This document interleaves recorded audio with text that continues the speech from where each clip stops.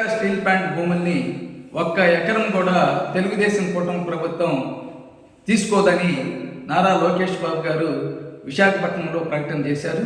CPM వారు 2500 ఎకరాల భూమి తెలుగుదేశం కూటమి ప్రభుత్వం తీసుకుంటున్నట్లు వాళ్ళు ప్రకటన చేశారు. ఆ స్క్రిప్ట్ ఎక్కడి నుంచి వచ్చిందో వారే సమాధానం చెప్పాలని కూడా ప్రశ్న వేశారు. సిపిఎం వారి యొక్క స్క్రిప్ట్ కాదు ఇది, చంద్రబాబు నాయుడు గారు వారు రచించినటువంటి స్క్రిప్టు.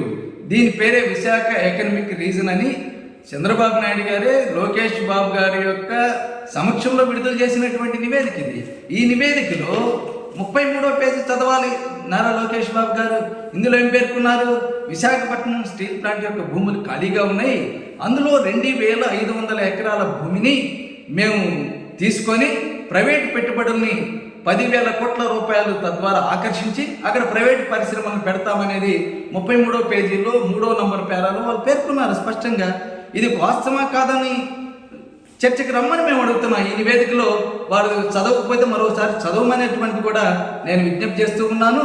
అందువల్ల రోజుకొక మాట పూటకొక మాట విశాఖ స్టీల్ ప్లాంట్పై మాట్లాడుతాం తెలుగుదేశం కూటమి ప్రభుత్వానికి తగిన పని.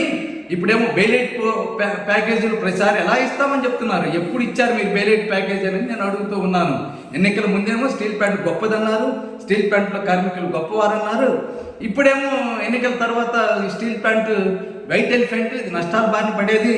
అలాగే కార్మికులు సోమరిపోతుల్లాగా ఇళ్లలో పనుకొని జీతాలు అడుగుతున్నారని తీవ్రమైన ఆరోపణలు చేస్తూ ఉన్నారు. మీరు చంద్రబాబు నాయుడు గారు ఈ విధమైనటువంటి రోజుకొక అబద్ధం చేసి రాష్ట్ర ప్రజానీకాన్ని మోసం చేయాలనుకుంటున్నారు. ఇది సరైనది కాదు. ఈ విశాఖ ఎకనమిక్ రీజన్ మీద ఓపెన్ చర్చకి తెలుగుదేశం కూటమి ప్రభుత్వం రమ్మని మేము నారా లోకేష్ గారికి తెలియజేస్తూ ఉన్నాము.